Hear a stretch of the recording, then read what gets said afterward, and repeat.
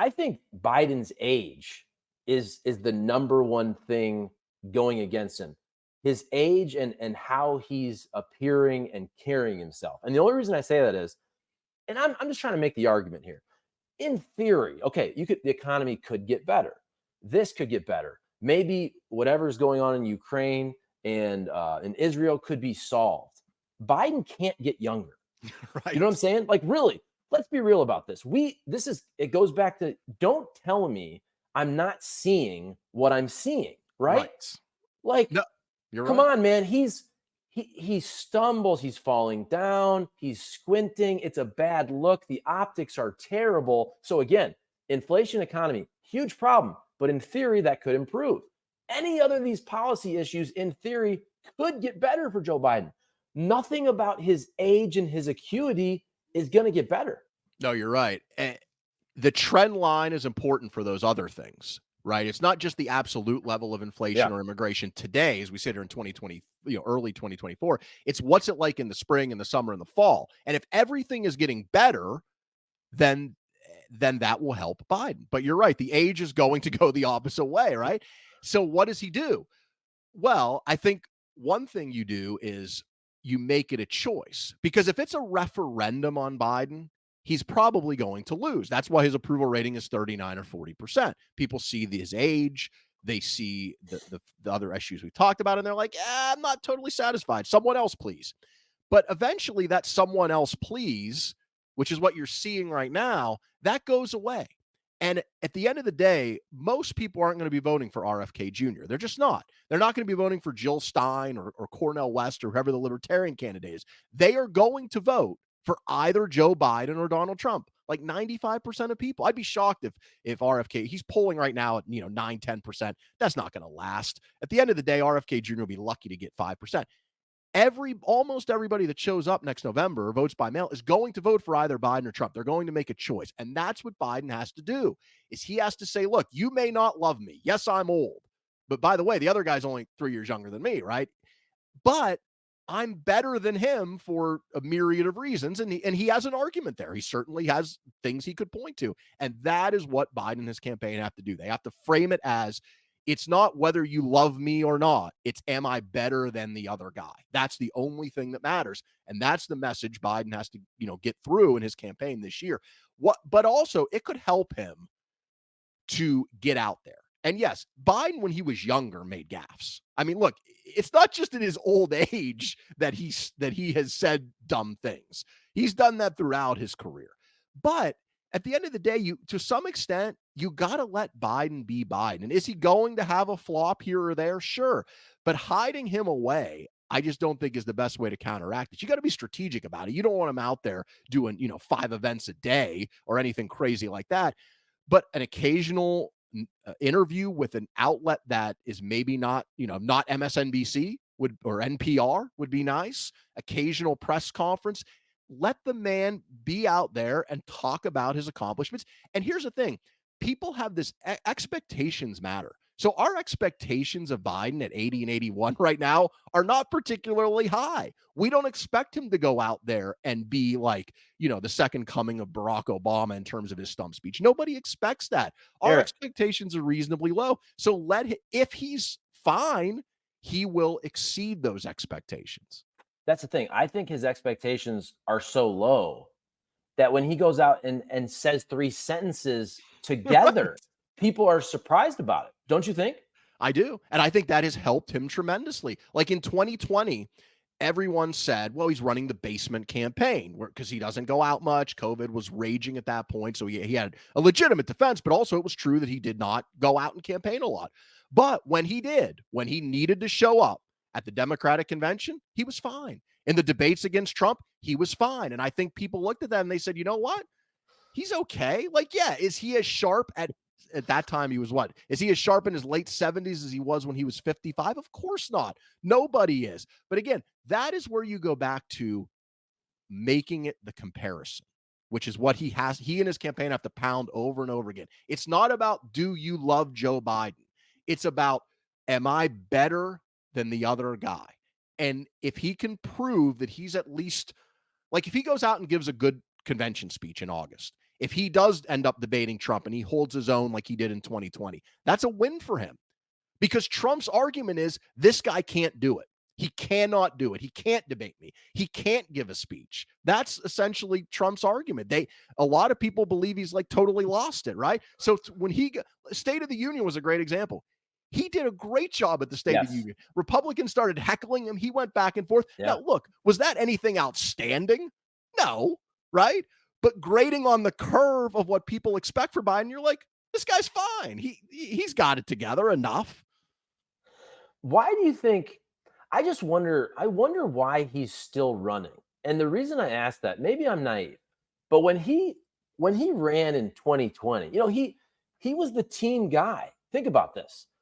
In 2016, every other VP basically is a shoo-in to get the nomination, right? Barack Obama's pretty popular. Joe Biden's younger than. He basically didn't, he stepped aside for Hillary Clinton for the good of the Democrat Party. Then he comes back in 2020 and nobody knows who they want to vote for. And it was kind of like, all right, we'll vote for Joe. He has the best chance to beat Trump.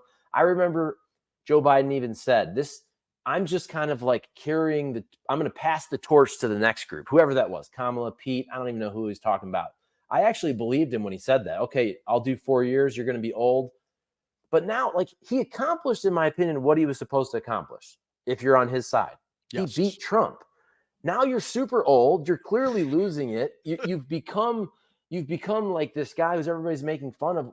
I wonder why he's still running. Is it ego? Is it his family? Because look, I know Kamala Harris isn't popular, but I would think almost any other Democrat at this point, am I wrong, has a better chance of beating Trump just because of Biden's age. I think I know people don't like Gavin Newsom. I get it. I know his record isn't great, but it's more so just the dude who looks like a 55-year-old, who looks like he should be a president, who can run and have some energy. And Biden is not that. I wonder why he hasn't just said, okay, I did my 4 years. I'm going to pass the torch. I'm going to move on. Because don't you think it's better for the Democrat Party if somebody else runs? I do. I think the answer to that is it's not clear, and I think that's why he's running. I think, look, and a lot of this is Kamala Harris. She has been such an abject failure as a politician that it puts Biden in a position where even if he did, I think he wants to run. Like, it's cool being president when you've been in public service your whole life. Like, he's been at this for 50 years. He ran in the 80s. He ran in 2008. He wanted to run, I think, in 2016, but Obama talked him out of it and they went with Hillary. Like, he has wanted to be president his entire adult life and worked toward it, and now he is. And as you mentioned, if you look at accomplishments, he had a pretty productive first term. Now, you may disagree with the policies, but he got a lot of things through, way more than you would expect from a Senate that was 50-50 and a bare majority that he had in the House. He was effective at passing legislation, and now he gets to do that for another 4 years. So I think he wants to run. He wants to keep being president and accomplish more things because he's done it his whole life. But even if he didn't, is he going to turn it over to Kamala? She polls pretty much every poll I've ever seen. She does worse against Donald Trump than he does. So the lack of an heir apparent as the number two, other than him just wanting to be president, I think is the answer to your question. And also, like Gavin Newsom, I live in California. I live in the LA area. That's where I'm coming from with you right now from. He has the baggage of supporting Obama's policies to the extent that they're unpopular, and the baggage of what's going on in California, which isn't all roses, right? I mean, nobody's attacking Biden for crime in San Francisco for the most part. They would be if it were Gavin Newsom. Nobody's attacking Biden for the homelessness in LA County. They would be if it's Gavin Newsom. And so Newsom would have his own baggage of not just all the baggage Biden has, but all the baggage that he has as the governor of California. So it's not clear that he would. And then who else? Mayor Pete? I mean, Amy Klobuchar. I mean, you're getting into kind of second, third, fourth tier people. So I think it's a combination of, I think Biden really likes being president and wants to keep doing it. And there is nobody else waiting in the wings where there's data you can point to say, oh yeah, this is the person. Yeah, this kind of goes back to our media conversation at the beginning too. You mentioned some of the legislation where I think it's fair to say, hey, look, there's a reason Joe Biden was in the Senate for freaking half his life. He knows how to work the Senate. He does. But that's not sexy. right? The CHIPS Act.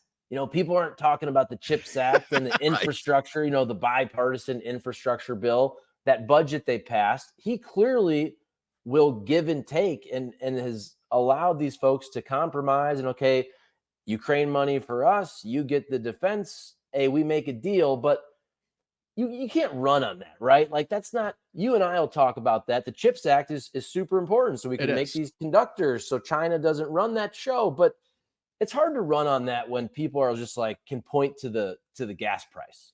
That's true. I mean, look, if you objectively look at it, the infrastructure bill, which by the way, Trump touted for a long time, I'll get infrastructure done, I'll make the deal. Didn't happen in his 4 years, half of which he had a Republican Congress. Biden gets it done almost right away. The CHIPS Act, which you pointed out, the Inflation Reduction Act, which is by far the single biggest effort our government has ever made to combat climate change. They're all three of them, the thing they have in common is they're 10-year bills. The money for all of those things, many of which pull incredibly well. I mean, we're talking about replacing lead pipes, building roads and bridges, airports, building up a domestic infrastructure for chips, mining critical materials for batteries in the US, which we really haven't done before. Now we're going to start doing that. Solar factories, all of this stuff that is being built all over the country. It's going to happen over a 10-year period, right? So Biden goes to these factories, he tries, but it's not top of mind for people. And the reason it's not is because we have gotten into a society where, like I talked about earlier, issues matter, but they only matter to an extent. And what matters more is Trump's legal troubles, Hunter Biden, Joe Biden's age, politics, the back and forth.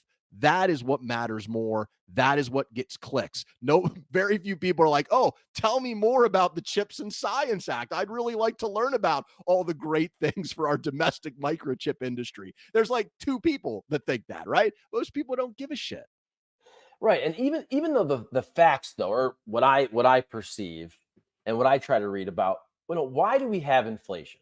And this is where I think Trump is in a great spot from a political angle.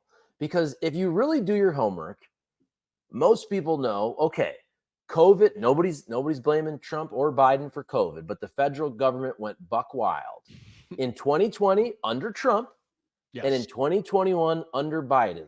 They both did it. And then the inflation. So, okay, 2 years of ridiculous printing money. And now we've had 2 years of inflation, 2022, 2023. It looks like it's going to seep into 2024. Hopefully it continues to dissipate, but who knows? But it's like a credit card. If I fill up my balance, but if I have a no interest credit card for 24 months and I load it up for the 24 months and then the bill comes and the interest comes 24 months later, it's like Trump is able, even though I think it's fair to say Trump and Biden both helped create the inflation with the printing of money in 20 and 21, but the people didn't feel it. The people Right. didn't feel the inflation until 2022. And it's very easy to say that's Biden's fault. And it's Right. like, it's making that argument. I have to do a 5-minute dissertation where you can just go, no, my gas is more now. Biden's the president. My groceries are more now. Biden's the president. It's just easy to put it on him. There is a nuanced argument that Biden can make. Part of it you just made. The other part of it is inflation in the last few years was not a US problem. It Right. was worldwide. Not every government did what we did in 2020 and 2021 to the extent we did it by the massive inflow of money to people, which we needed to do. I'm glad we did it, right? Tens of millions of people were out of work. We needed a lot of that. Did we need to go quite as far as we did with the $600 extra unemployment for a year and a half? Probably not. We probably went a little too far, but we erred on the side of, hey, we have a once in a century pandemic. Hundreds of thousands of people are dying. Businesses are closed. Schools are closed. Let's help people out. But around the world, inflation went up.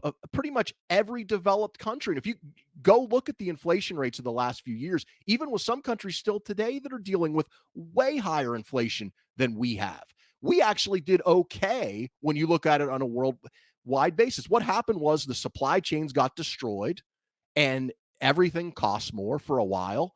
And that happened worldwide. So certainly I think the money that we approved to fight COVID contributed to it.